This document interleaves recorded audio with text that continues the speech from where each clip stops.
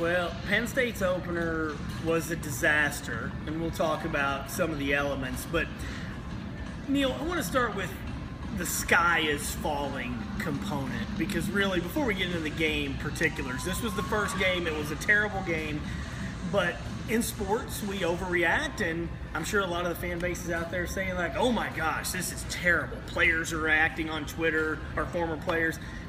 What do you make of that part, first of all? That's just where we are. I mean, I don't think you can have it both ways when you have a 107,000 seat stadium and you're a marquee program, at least with a marquee history.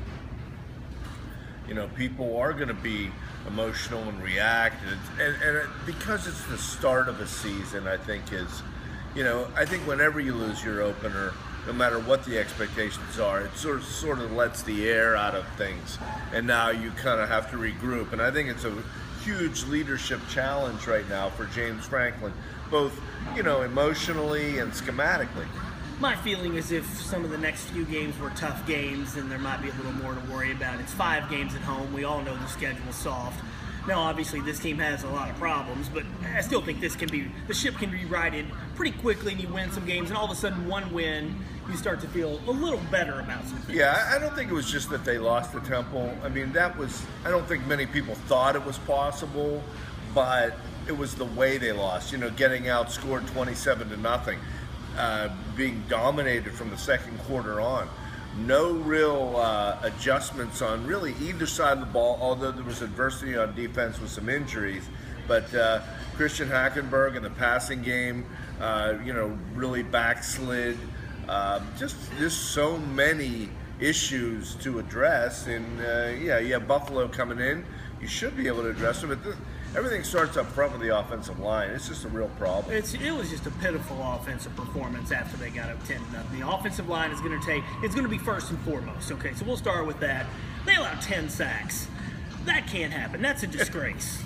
Well, sure, but it was a disgrace to allow 44 last year, and then Frank pace for 120. Franklin said last year he hopes that everybody writes bad things about the offensive line. Well, he cured that in one game. So I think there were just so many things that went wrong today that I think it was just really, really discouraging against a team that you've always gotten well against.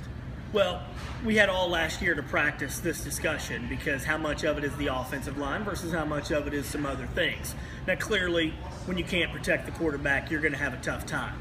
Christian Hackenberg made some bad throws. He had Deshaun Hamilton wide open and overthrew him. He makes the interception throw. Now, clearly, he doesn't have any time to throw. But,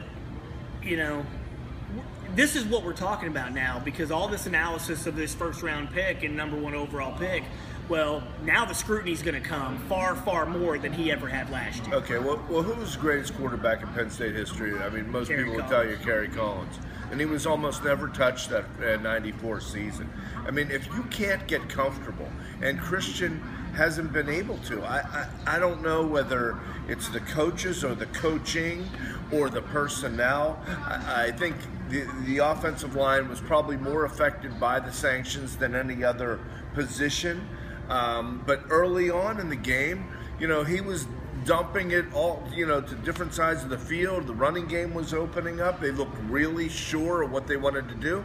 And as soon as Temple counterpunched them, they had no answers. He got sacked 1 time on the first play after it was 10-0, and he was sacked 5 times in 9 plays.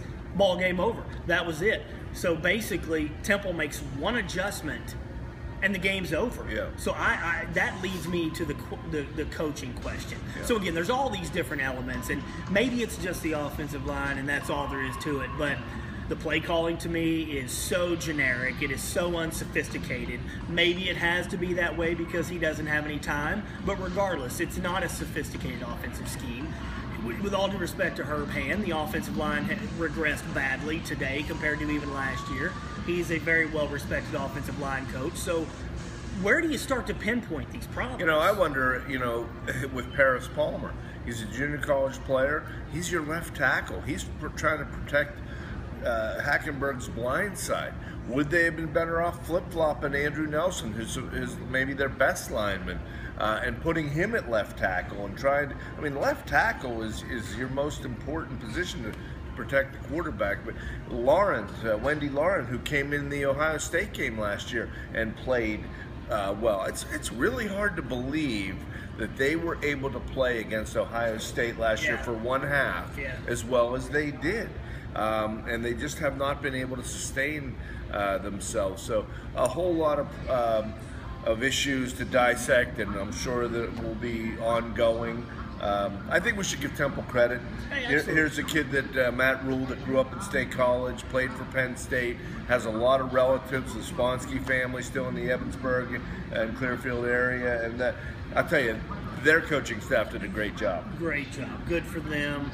The defensive injuries really took a toll. They were already without Grant Haley to start. Then you lose Naeem Wortman-White. Then you lose Bell and you lose Wooten. So that defense, which was phenomenal last year, is all of a sudden on the field all day long because the offense can't function. And then the defense starts to crack a little bit.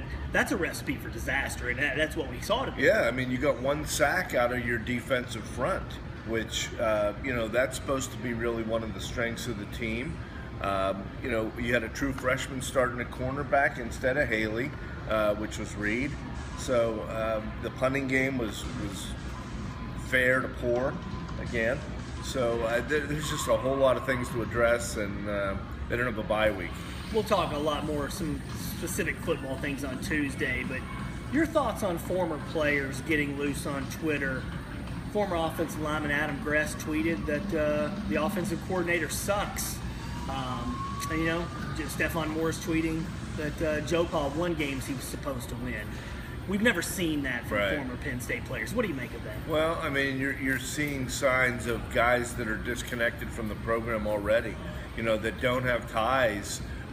You've had two different coaching staffs in there now, and then maybe the loyalty isn't what it was. Of course, guys wouldn't get loose on Twitter if the same coaches were still there, because they'd want to come back for tickets and whatnot. I just think that that's another bruise that needs healed.